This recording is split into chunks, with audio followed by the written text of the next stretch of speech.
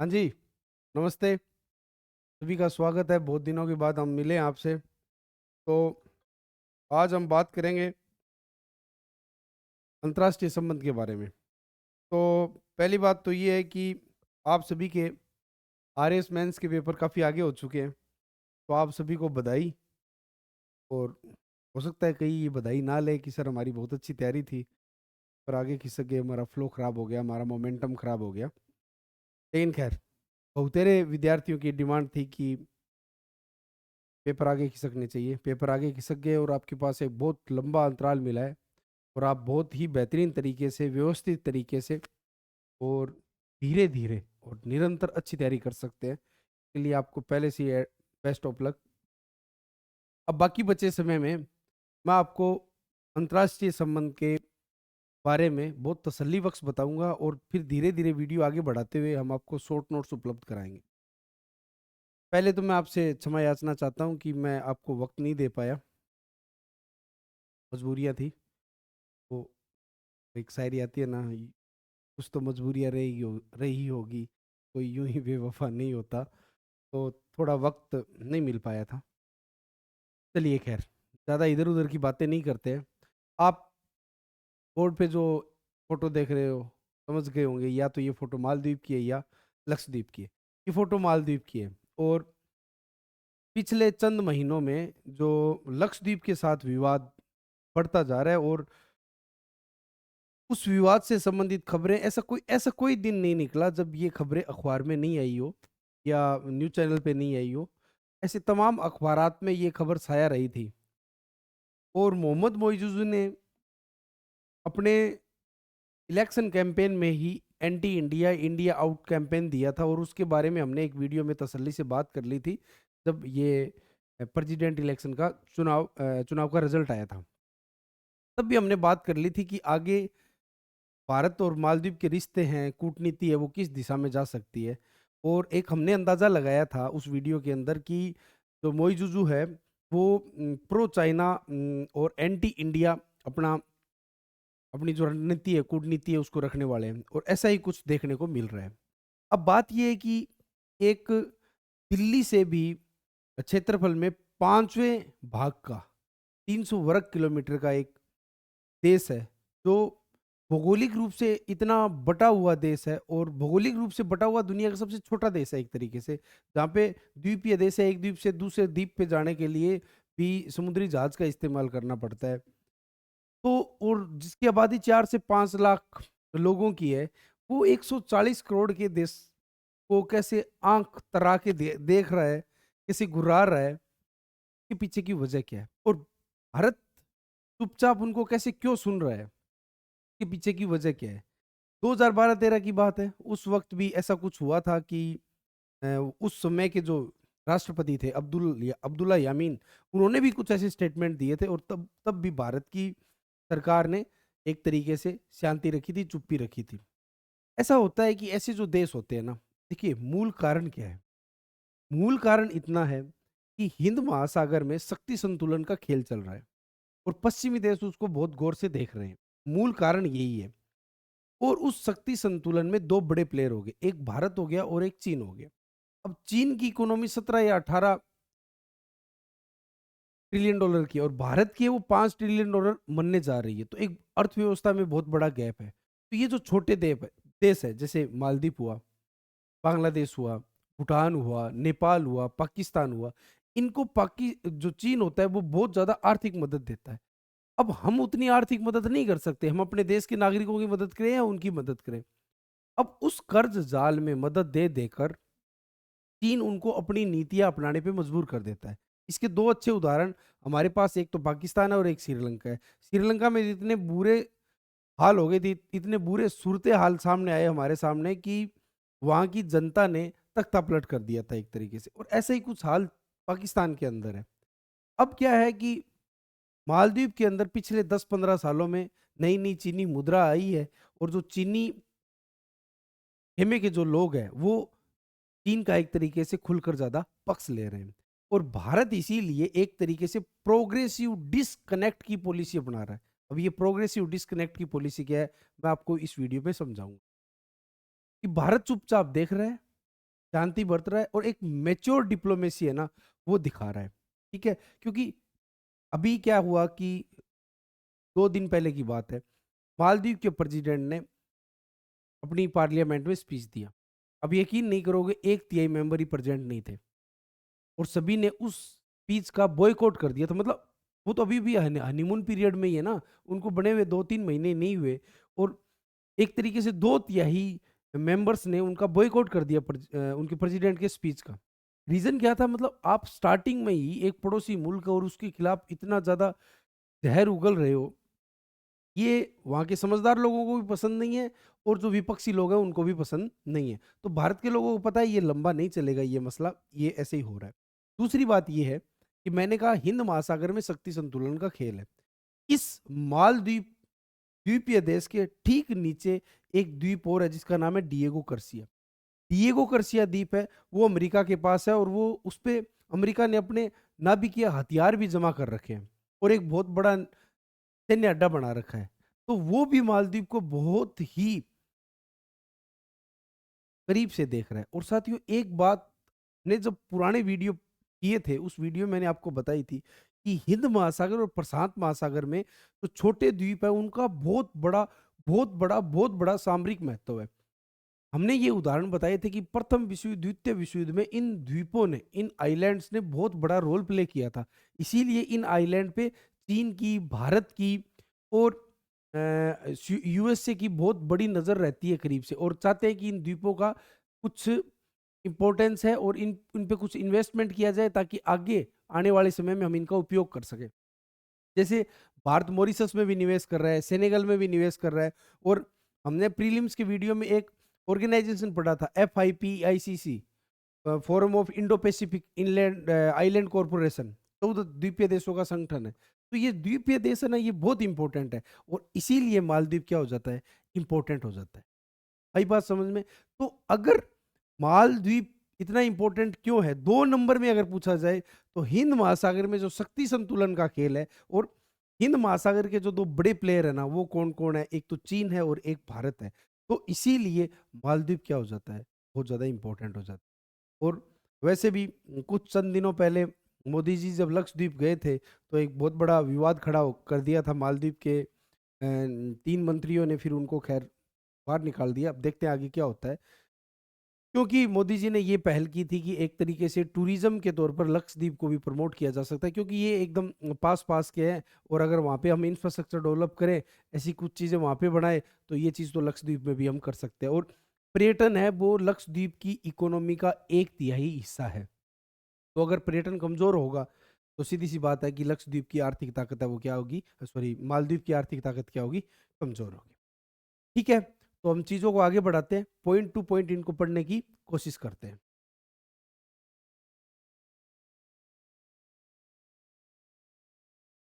ये मालदीव का नक्शा दिया हुआ है, छोटे-छोटे, छोटे-छोटे, बिल्कुल बहुत छोटे-छोटे द्वीप है और मैंने आपको कहा था 300 वर्ग किलोमीटर का इसका पूरा इलाका है, ठीक है? दिल्ली से 5वां हिस्सा है इसका। 4 से 5 लाख जनसंख्या है, कुछ जगह 5.19 लिखी हुई है, कुछ जगह 4.5 लाख लिखी हुई है, तो 5 लाख अमूमन इनकी आप अपने पॉपुलेशन मान सकते हैं, ठीक है? आगे चलते हैं।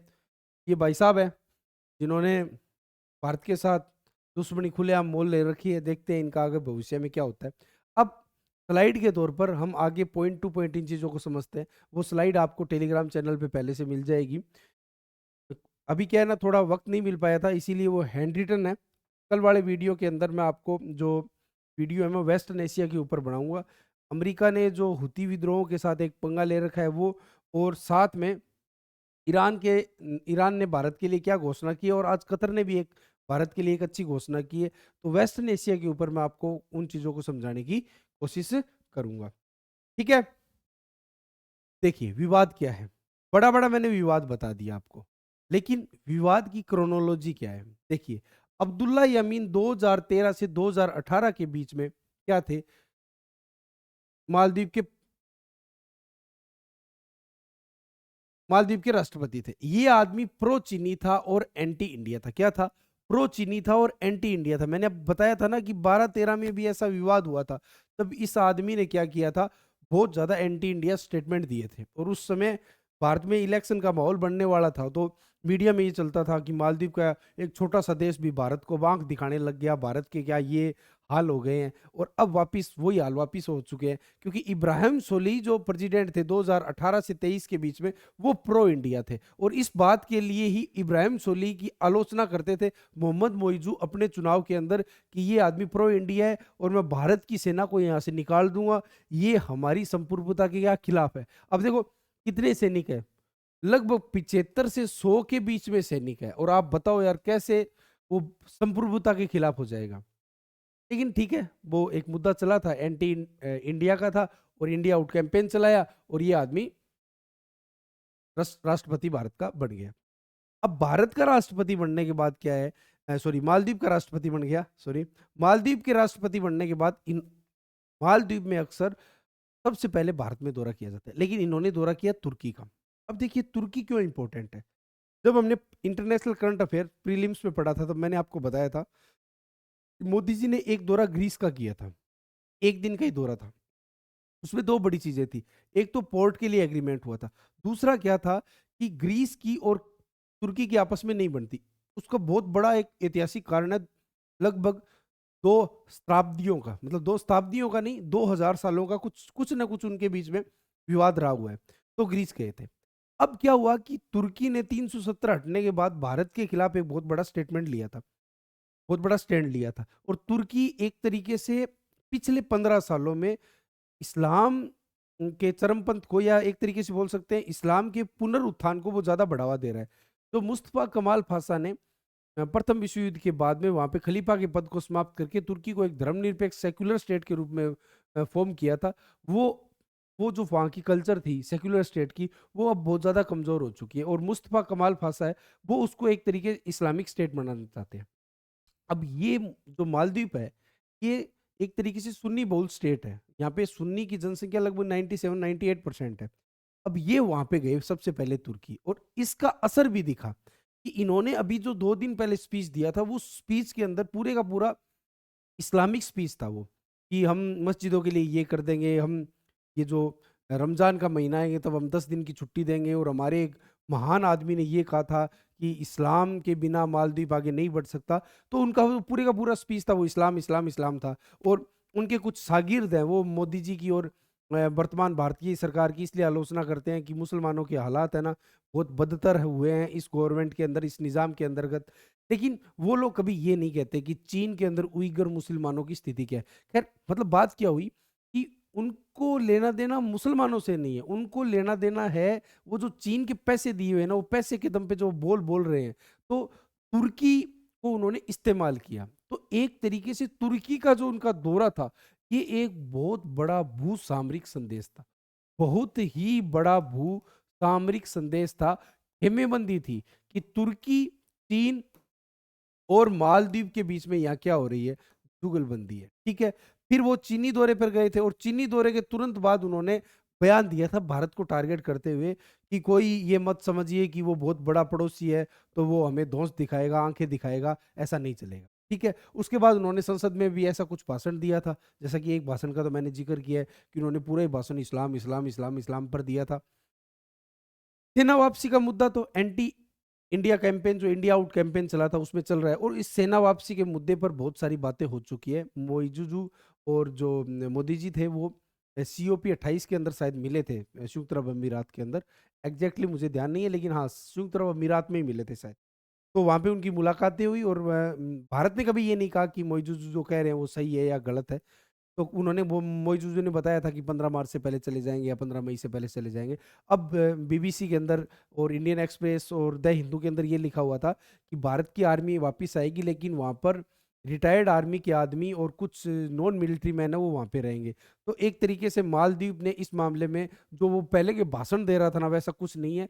रिटायर्ड आर्मी मैन जा रहे हैं वहाँ पे और जो नॉन आर्मी मैन है या टेक्निकल मैन है वो वहाँ पे रहने वाले हैं।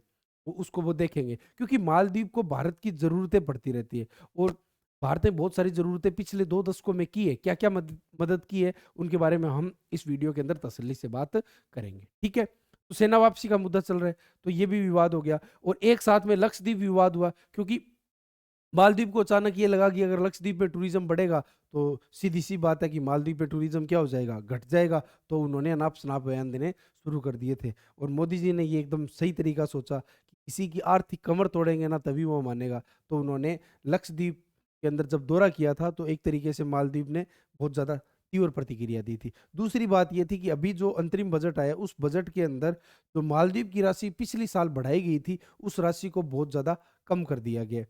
इसको बोलते हैं प्रोग्रेसिव डिस्कनेक्ट। मतलब जैसे होता है ना कि वो एक फिल्म आई थी ताल, ए आर रहमान साहब की। तो उस फिल्म में एक बहुत अच्छा सॉन्ग था कि देखो किस रास्ते वो जाते हैं, सारे रास्ते वापस मेरे दिल को आते हैं। तो भारत की पॉलिसी यही है मालदीव के लिए कि ठीक है तुम इधर उधर घूम के आ जाओ, एक दिन वापस तो तुम्हें हमारे पास आना ही है। तो इसको बोलते हैं प्रोग्रेसिव डिस्कनेक्ट। ठीक है, समझे?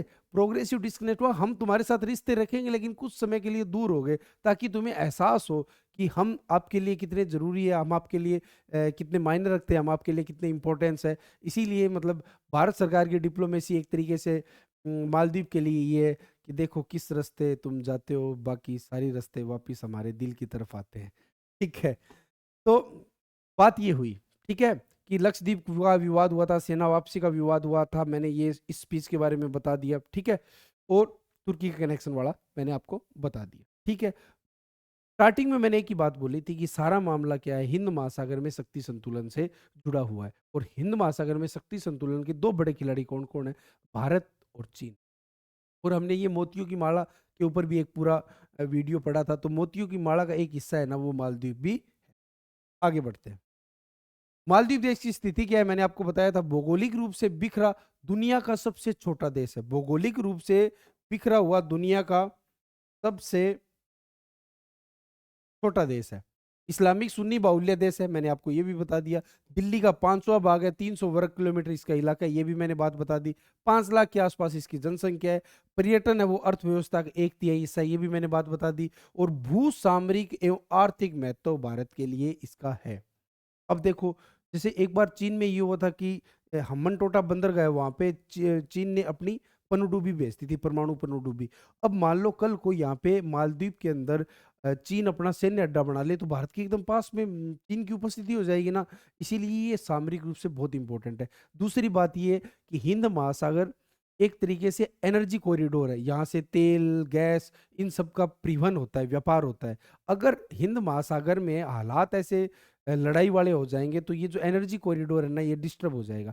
इसीलिए आर्थिक रूप से और सामरिक रूप से है ना मालदीव भारत के लिए बहुत इंपॉर्टेंट है। और इसीलिए भारत क्या होता है, इसकी छोटी मोटी बातों को नेग्लेक्ट कर देता है और चुपचाप एक मैच्योर डिप्लोमेसी का क्या कर रहा है, पालन कर रहा है।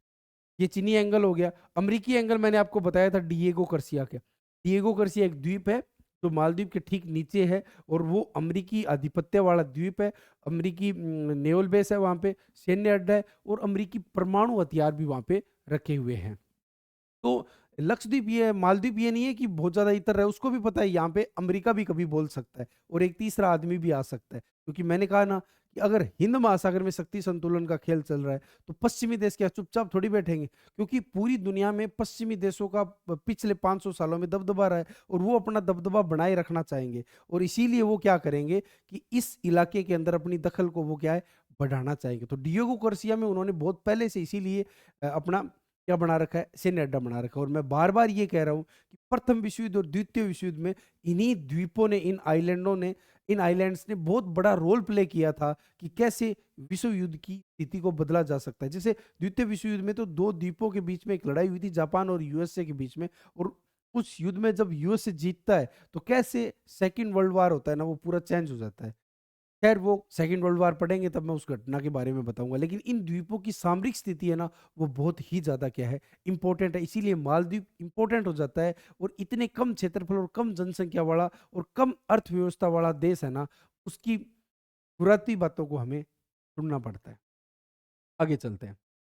भारत के प्रयास, मैंने बताया था ना, भारत मालदीव के लिए बहुत बड़े योगदान देता है। जैसे ऑपरेशन कैक्टस क्या था, 1988 में घटना हुई थी कि श्रीलंका से कुछ भाड़े के हथियारबंद उग्रवादी आए थे और उन्होंने तख्ता पलट की कोशिश की थी। तब भारत के सैनिक गए थे और उस वक्त के राष्ट्रपति को बचा लिया था। इसको ऑपरेशन कैक्टस कहा जाता है। ऑपरेशन सी वेव उस वक्त जो 2004 में सुनामी आई थी, सुनामी के वक्त मालदीव की जो भारत ने मदद की थी, उसको कहा जाता है ऑपरेशन सी वेव्स, ठीक है। ऑपरेशन नीर किसको कहा जाता है कि 2014 में, क्योंकि देखो ये समुद्री द्वीपों का ये देश है, तो यहाँ पे मीठा पानी मिलता नहीं है, और नदियों का भी मीठा पानी का कोई यहाँ पे अच्छा स्रोत नहीं है। तो एक वाटर ट्रीटमेंट प्लांट लगा हुआ है, वो वाटर ट्रीटमेंट प्लांट था, वो 2014 में खराब हो गया था। तो त्राहिमाम त्राहिमाम की स्थिति उत्पन्न हो गई थी, मालदीव में पीने के लिए पानी नहीं था, तो भारत ने फिर ऑपरेशन नीर चलाया था। ऐसे ही कोरोना के समय अभी 3 साल पहले भारत ने बहुत ज़्यादा वैक्सीन भेजी थी और बहुत ज़्यादा मेडिकल इक्विपमेंट और मेडिकल टीम भेजी थी मालदीव की मदद के लिए। और इसीलिए क्या है कि इस वक्त जो एक था कि सेना को बाहर निकाल देंगे, सेना को बाहर निकाल देंगे, तो अब जब बातचीत चली है, दौर चला है, तो उन्होंने कहा है कि उसमें कुछ मालदीव ने अपनी तरफ से ढिलाई रखी है और कहा है कि आप रिटायर्ड आर्मी के पर्सन और जो नॉन मिलिट्री के मैन है, जो ट्रेंड मैन होते हैं, इंजीनियरिंग मैन होते हैं, उनको, जो टेक्निकल टीम के आदमी हैं, उनको आप रख सकते हो। तो ये एक बीच बीच का रास्ता बनता हुआ दिखाई हमें दे रहा है, ठीक है। उसका कारण ये है क्योंकि भारत के प्रयास है ना, वो मालदीव के लिए बहुत बेहतर रहे हुए हैं। और वैसे भी देखिए कि प्रेसिडेंट के इलेक्शन में ये नहीं है कि मोहम्मद मोइजुजू को 80-90% वोट मिल गए। वो कितने वोट मिले थे, वो लगभग आप मान के चलिए कि 3 या 4% वोट ज्यादा मिले थे। वो तो स्विंग हो जाते हैं, वैसे भी क्या होता है, 5 साल की एक एंटी इनकम्बेंसी होती है। तो 45% से ज्यादा लोगों पे तो एंटी इंडिया कैंपेन का या इंडिया आउट कैंपेन का कोई फर्क नहीं पड़ा था ना। और जब उन लोगों को जरूरत पड़ेगी तब भारत उनके लिए सबसे पहले पहुंचेगा, क्योंकि भौगोलिक रूप से भारत उनके क्या है, ज्यादा पास है। और देखिए, कुछ भी हो, कोई भी समझदार आदमी हो, वो हमेशा जानता है कि पड़ोसी कभी नहीं बदला जा सकता, और पड़ोसी कभी भी काम आ सकता है। तो मालदीव में भी कुछ समझदार लोग हैं जिनको पता है भारत के साथ रिश्ते एक हद से ज्यादा खराब नहीं होने चाहिए। और इसीलिए ये जो वार्ताएं हुई है, उस वार्ताओं में साफ पता चल रहा है कि मालदीव ने जो ये स्टेटमेंट जारी किए थे, हम ऐसे कर देंगे वैसे कर देंगे, उसमें वो पीछे हट चुके हैं।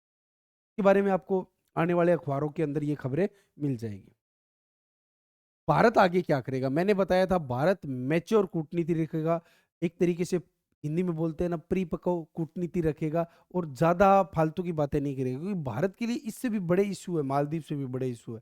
ठीक है, ये अखबार में ज्यादा आ गया और मीडिया पे, सोशल मीडिया पे ज्यादा चलने लग गया, तो हमें ये लगा ये ज्यादा इंपॉर्टेंट हो गया। इससे भी बहुत ज्यादा इंपॉर्टेंट हमारे लिए इश्यू है। तो भारत क्या पॉलिसी रखेगा, प्रोग्रेसिव डिस्कनेक्ट की।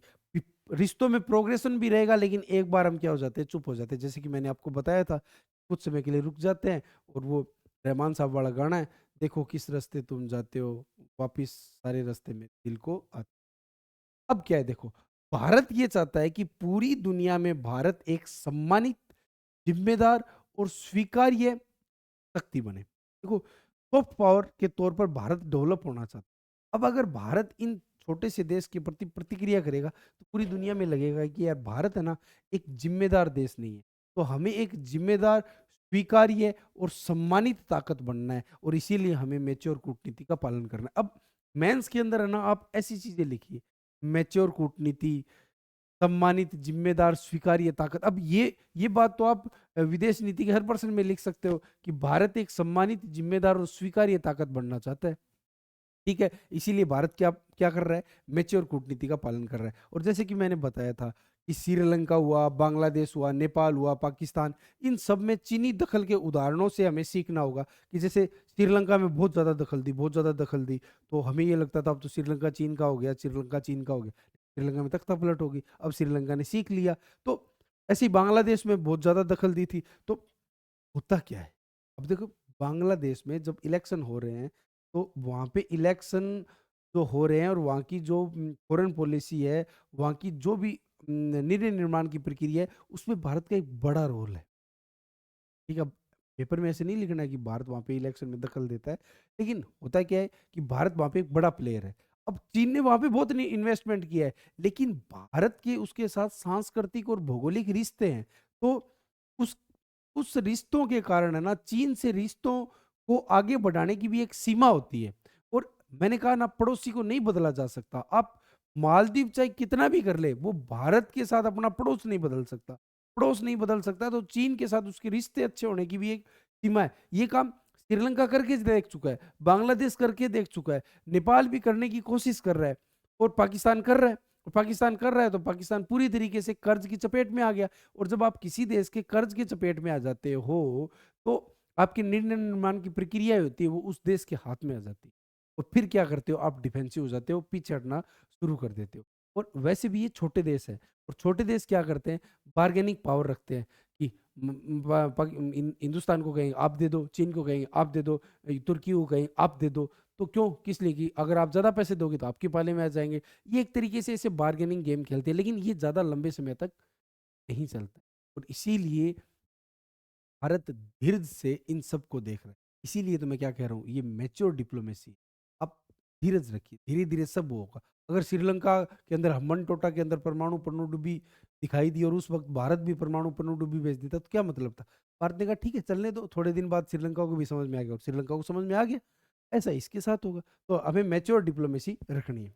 और वैसे भी क्या है, मैंने आपको बताया चीन की इकोनॉमी बहुत बड़ी है, कैश रिच इकोनॉमी है, 17-18 ट्रिलियन डॉलर की है। तो हम उसके साथ ये व्यर्थ की प्रतिस्पर्धा नहीं कर सकते कि मालदीव को उसने 100 लाख डॉलर दे दिए तो हम भी कहेंगे लो 101 लाख। नहीं, हमें कोई जरूरत नहीं है। हमें क्या करना है, सॉफ्ट पावर बनानी है। जहां पे मालदीव को वाकई जरूरत है हमें वहां पे करना है। अगर हम चीन के साथ ये पड़ोसी देशों को खुश करने के लिए व्यर्थ की प्रतिस्पर्धा करने लग गए तो हमारे रिसोर्स है ना वो पड़ोसी देशों में चले जाएंगे, हमारी पॉपुलेशन का क्या होगा। तो हमें व्यर्थ की प्रतिस्पर्धा नहीं करनी, क्योंकि वो तो केस रिच इकोनॉमी है। तो इस प्रकार की हम व्यर्थ की प्रतिस्पर्धा उनके साथ नहीं कर सकते।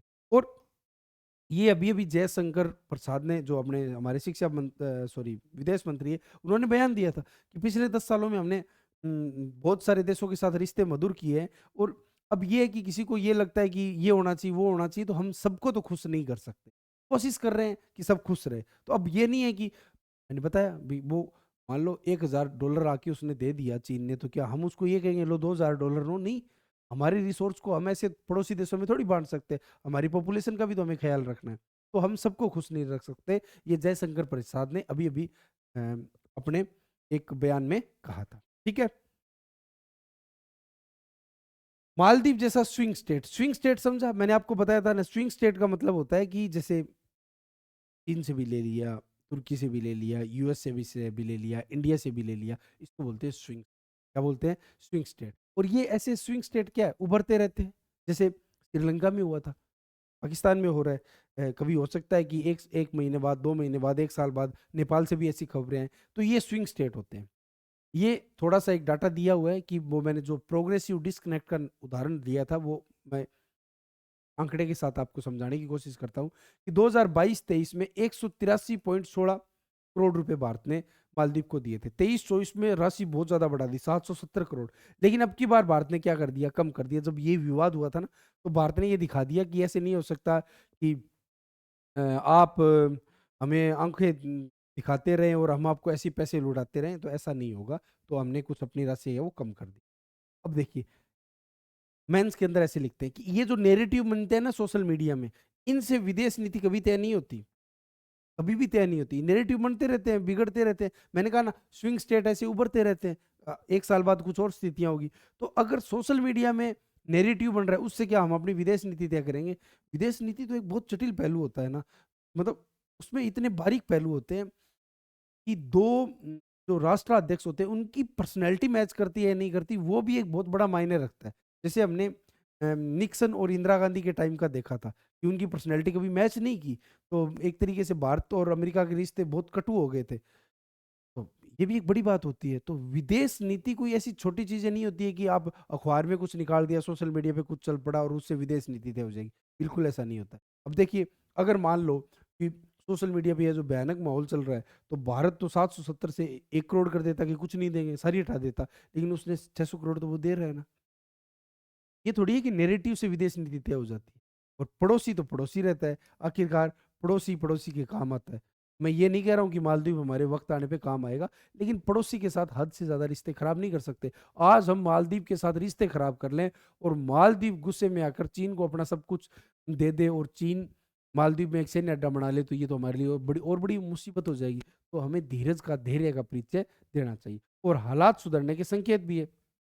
विपक्षी विरोध बढ़ा है। मैंने बताया था कि मोइजू ने जब अपना भाषण दिया था, तब एक तिहाई एमपी वहाँ पे नहीं थे, मेंबर ऑफ पार्लियामेंट नहीं थे, संसद थी वो उनकी खाली पड़ी थी। तो ऐसे कैसे काम चलेगा? क्या वो 5 साल ऐसे ऐसे भारत का विरोध करते-करते निकाल लेंगे? और विपक्षों ने भारत के विरुद्ध जो स्टेटमेंट दिए थे, तो उसके लिए विपक्ष ने वहाँ के जो मंत्री थे, उनसे माफ़ी माँगने के लिए भी कहा था। सैनिक मुकाबले पर डील के भी संकेत मिले, जैसे कि मैंने आपको बता दिया कि मालदीव ने एक तरीके से रजामंदी देती है कि रिटायर्ड मिलिट्री के आदमी और टेक्निकल आदमी है वो वहाँ पे रह सकते हैं। ठीक है, तो मालदीव के इशू को हमने बहुत तसल्ली से समझ लिया। अब आने वाले दिनों में एक तो भारत और म्यांमार के बीच में और जो पूर्वोत्तर का इलाका है वहाँ पे जो अशांति पैदा हुई है, तो ये भारत की आंतरिक सुरक्षा और बाह्य सुरक्षा से जुड़ा हुआ मुद्दा है, उसको हम समझने की कोशिश करेंगे। और अभी पिछले हफ्ते ही देश के गृह मंत्री अमित शाह ने कहा था कि भारत और म्यांमार के बीच में बॉर्डर बनाई जाएगी, तारबंदी की जाएगी। उसका उसके ऊपर भी हम पढ़ने और समझने की कोशिश करेंगे। दूसरा मुद्दा मैंने आपको वीडियो के स्टार्टिंग में बताया था कि ये जो पश्चिमी एशिया के अंदर जो चीज़ें हो रही है, जो सूरत बदली है, ये हुती विद्रोही के कारण अमेरिका जो उलझा है। अब अमेरिका भी क्या है कि पश्चिम एशिया में उसके हालात ये है कि निकलना भी चाहता है और निकल भी नहीं पा रहा है। उसके बारे में भी हम समझने की कोशिश करेंगे। तो आपका बहुत बहुत धन्यवाद और शुक्रिया।